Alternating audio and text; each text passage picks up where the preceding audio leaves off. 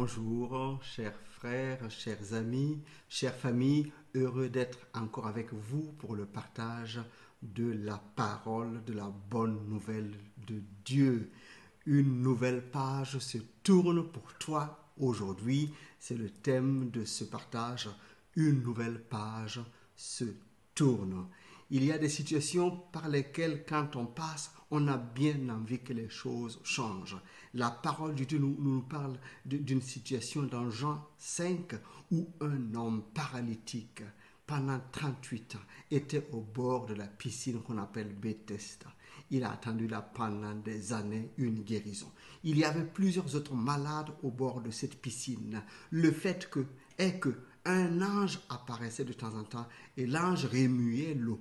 Et quand il remuait l'eau, celui qui entrait dans la piscine le premier était guéri. Celui qui entrait deuxième n'était pas guéri. C'est seulement celui qui entrait le premier. Donc il y avait une notion de mérite. Et cet homme était là. Il ne pouvait pas aller tout de suite à la piscine parce que quelqu'un d'autre le dévançait. Il n'avait personne non plus pour l'aider. C'était une situation qui était vraiment sans issue pour lui. Il n'y a pas d'espoir. Ça fait 38 ans qu'il est malade. Il garde peut-être un peu la foi, mais le découragement est là. Il ne voit pas d'issue du tout. C'est pour cela que le ciel a zoomé sur lui. Et il a vu un homme en détresse et Jésus est venu à sa rencontre. C'est pour cela que je me permets de te dire que toi aussi, qui passes par des moments difficiles dans ta vie, dans tes relations, dans tes études, dans ton travail, ou bien même cette maladie qui te tient vraiment et que tu en souffres, sache que tu ne peux pas forcément t'en sortir tout seul, mais que le ciel est zoomé sur ta vie parce que Jésus-Christ aussi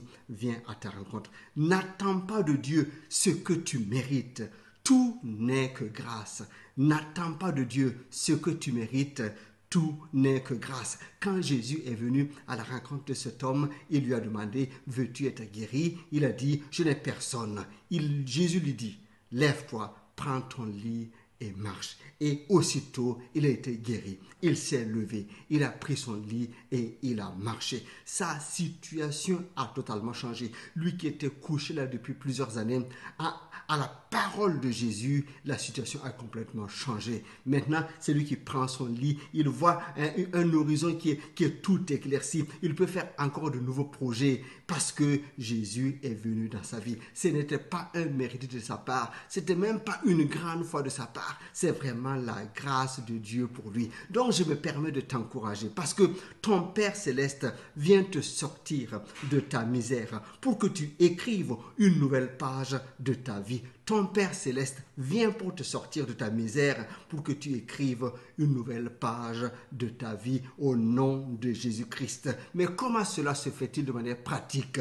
Cela veut dire que tu vas effectivement continuer à faire ce que tu as à faire, mais dans une autre pensée, dans une autre dimension, celle-là de la présence de Dieu. Tu es conscient de la présence de Dieu dans ta vie. Tu es conscient de l'aide de Dieu autour de toi. Tu n'es pas seul. Il est là pour t'aider. Alors si tu es conscient de sa présence, ça change les choses. Tu n'es plus dans cette dépression. Tu n'es plus dans ce stress permanent, dans ce manque de paix. Non, tu es dans une quiétude parce que celui-là qui t'a créé et qui t'a sauvé te donne de pouvoir accomplir ce que tu dois faire. Tu dois être conscient de sa présence et t'appuyer vraiment sur lui.